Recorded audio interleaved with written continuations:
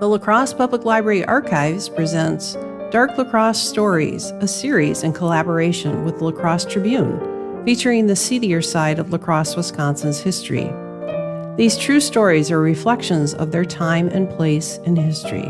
The intent is not to diminish the human suffering that may have resulted from these events, but to bring light to ways in which people in the past experienced life. The city of La Crosse and the locations where these stories took place occupy part of a vast network of the ancestral lands of the Ho-Chunk, and we thank our Ho-Chunk community members and their ancestors for their stewardship of this area's land and history.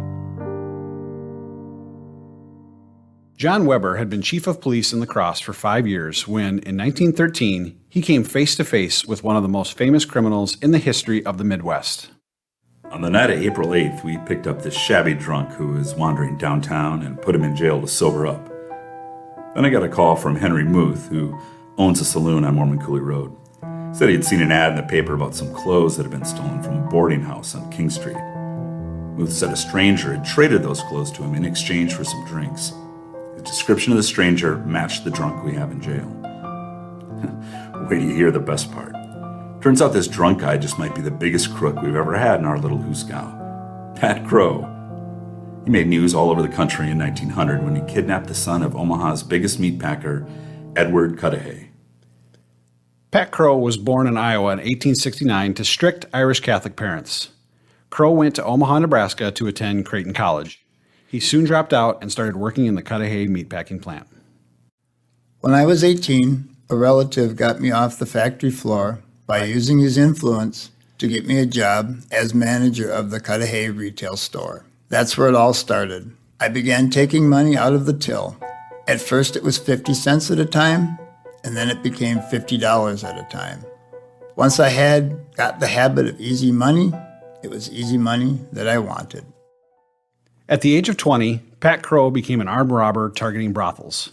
Crowe was caught after robbing the famous Chicago madam, Carrie Watson. Sentenced to 6 years in Joliet State Prison, he was pardoned after serving just 17 months. Crowe went right back to cracking safes, robbing trains, and robbing jewelry stores in Iowa, Missouri, Nebraska, and Colorado. He killed a woman in a brothel and shot 3 policemen in Chicago. Arrested in 1894, he escaped, shot a deputy sheriff, and resumed robbing trains. While escaping custody in Denver, Crowe killed a police detective. Crowe was arrested again the following year. He pled guilty to train robbery in Missouri and served 3 years in the state prison. After his release, he returned to Omaha, and even all that time served did not deter him from his life of crime. About 1900, a friend delivered a message to me from the Pinkerton Detective Agency. They said they would chase me to the ends of the earth if I kept robbing from their clients. But if I left their trains and jewelry stores alone, they would leave me alone. The thing I knew best was robbery. I had no honest trade after getting out of prison, and I sure wasn't going back to keep working at the meat packing plant. If I can't rob trains and jewelry stores, what's left for me? I decided kidnapping was a good bet. I can't say I invented kidnapping, but I was one of the early practitioners in this country. Hell, there weren't even laws against kidnapping back then. In Omaha, I knew who had big money to pay ransom. Edward Cudahy, my former employer. I hatched a plan with Jim Callahan, a railroad conductor, to kidnap Cudahy's son, Edward Jr. We rented a vacant house in Omaha and bought a horse and buggy. We started watching the Cudahy house and noticed the kid always came out for a walk in the evening. On the evening of December 18, 1900, Crowe and Callahan kidnapped 17-year-old Edward Cudahy Jr. outside of his home. The abductors pretended they were detectives who were taking Cudahy to the police station. When Cudahy got into their buggy, he was gagged and a mask was put over his face. After driving in various directions to confuse him, the kidnappers took him to their rented house. While Callahan guarded the boy, Crowe went back to the Cudahy house and tossed a ransom note into the yard. It demanded payment in gold coins of $25,000 the following night, nearly the equivalent of $900,000 today, or the kidnappers would put out the boy's eyes with acid. We weren't really going to put the acid in the kid's eyes, but it provided an extra poke for the old man to cough up the cash. I watched him drop it off beside the road outside of town, just as I had told him to. Just over 24 hours after we took him, we let the kid walk back to his house. The brazen kidnapping was news that made headlines all over the country.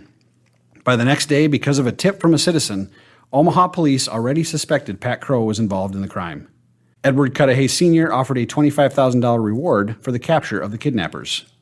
Because of the enormous sum paid in ransom and now being offered in reward in this particular case, what we today call the crime of kidnapping was put in a fresh spotlight. There was no law prohibiting kidnapping, so Nebraska authorities had to resort to larceny or theft of the ransom money as the best charge available. All around the country, wealthy parents began considering the protection of their families from this new nefarious criminal behavior. The lucrative success experienced by Crowe and Callahan is said to have influenced later kidnappings such as those of the Lindbergh baby and Marion Parker. In the days following the kidnapping and ransom payment, Pat Crowe was nowhere to be found. James Callahan, though, was arrested in February 1901 after his lavish spending in Omaha saloons and witness statements pointed to him as a suspect. Callahan was stupid for throwing money around like that, and he got caught. But he was smart by not admitting anything. In April of 1901, a jury found him not guilty of all charges. Even his own attorneys couldn't believe he got off. I had to keep moving because the cops were always after me. After almost 5 years on the run, I was tired of it. I was in Butte, Montana, and gave up my confession to the newspaper in October of 1905. 2 detectives came from Omaha to escort me back there to stand trial. When our train pulled into the station at Omaha, there were 10,000 people there just to see me. Some of them even cheered. I guess they saw me as sort of a Robin Hood character. Take from the rich and give to the poor. I did the first part all right, but never got around to the second part. Crowe went on trial in February 1906 for the Cudahy kidnapping. Introduced as evidence was a letter Crowe had written to his hometown priest admitting his guilt. In the letter, written 2 years before the trial, Crowe stated, "I am guilty of the Cudahy affair." After 17 hours of deliberations and 29 ballots, the jury returned a verdict of not guilty. I thought the judge was going to fall out of his chair. He cleared the courtroom and chewed out the jurors. The good people of Omaha were outraged. One thing that had worked in my favor was the unpopularity of Old Man Cudahy.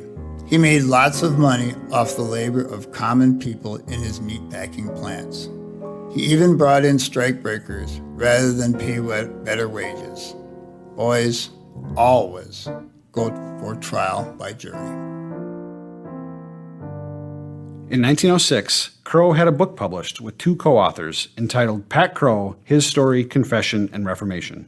He became an evangelist for prison reform and gave speeches around the country. He even went to Cleveland to help search for a kidnapped boy. Despite his alleged reformation, in February 1913, Crowe was arrested for the 25th time since the Cudahy kidnapping on a charge of drunkenness and not paying for a meal in a restaurant in Minneapolis. Once he served his 90-day sentence, Crowe made his way to La Crosse. In the local jail for drunkenness and possible theft of clothes, he was positively identified as the Omaha kidnapper who had made headlines all over the country years earlier. The La Crosse Tribune called Crowe, quote, probably the most notorious hobo in the country. Crowe is very near the end of his career. Drink and hard living brought him to a pitiable condition. He will be sent out of town, unquote. Police Chief Weber had his hands full. We brought Crowe before a county judge here on April 11th. He denied stealing anything and claimed he was too drunk to even know what he was doing. He didn't have any money for bail, so he stayed in jail until his trial. He told the Tribune that he is forever through with the life of crime and that hereafter he intends to stick to the straight and narrow path.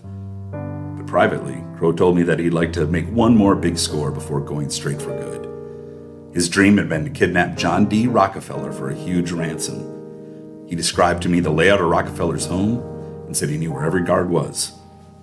The courtroom for his trial here in La Crosse was packed with people hoping to see Crowe testify. Crowe changed his plea to guilty of theft, but even the district attorney didn't think Crowe knew what he was doing that day. The judge sentenced Crowe to 30 days in La Crosse County Jail. When he was released, Crowe told me he was off on a secret mission to Washington, D.C., where Secretary of State William Jennings Bryan would give him a bunch of money. The next night, he was back in our jail after drinking all afternoon and evening. Out again, his attorneys paid for first-class fare on the train to St. Paul. Crowe said he was never coming back to La Crosse. As far as I know, he never did. Crowe told a newspaper reporter in 1919 that he had committed no crimes since the Cudahy kidnapping in 1900 and was devoting his life to prison reform to repay society for the harm he had caused. Crowe spent his final years in New York City, where he liked to stop by the local police precinct to talk shop with the cops. Once claiming to have netted over $700,000 from his crimes, Crowe died destitute and alone in 1938 at the age of 79. Among the few things he left behind were a pile of tattered yellowed newspaper clippings about his life of crime and a bit part in La Crosse history.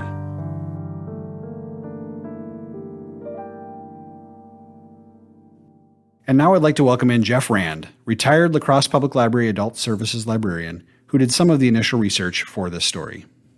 The Cudahy family established meatpacking industries in both Omaha and Milwaukee. Edward Cudahy Sr., the father of the kidnapped teenager in the story, was the co-founder of the Cudahy Packing Company in Omaha, while his brother Patrick established what would later become known as Patrick Cudahy Incorporated, south of Milwaukee, in the suburb that now bears the Cudahy name. Edward Cudahy Jr., the teenager kidnapped in Omaha in 1900, became the president of the Omaha Cudahy meatpacking empire in 1926. Well before that, Pat Crowe's life of crime, which had gained him temporary riches and notoriety, had devolved into the rootless existence of a drifter, working occasional, menial jobs, periods of evangelical zeal, punctuated by arrests for minor crimes, all under the haze of alcoholism. Crowe's brief sojourn in La Crosse was just one step along the way. Was Pat Crowe sincere in his renunciation of the criminal life, especially after his insinuation to Chief John Weber that he had thoughts of kidnapping John D. Rockefeller? Looking back on his stories, can we believe he was ever telling the truth? The criminal justice reforms that Crowe championed in the early 1900s would be considered progressive even today. Crowe proposed that first offenders be sent to industrial schools to learn a trade and receive military training. Then, he said, the government should help them get jobs and become useful citizens. Would such a system have steered Pat Crowe away from a criminal career? A newspaper reporter wrote in 1919, "I fear he makes but a poor and miserable reformer. Whatever he may do for the good of society can never interest it so much as what he did against it." John Weber, on the other hand, served and protected the community as a member of the La Crosse Police Department for 40 years.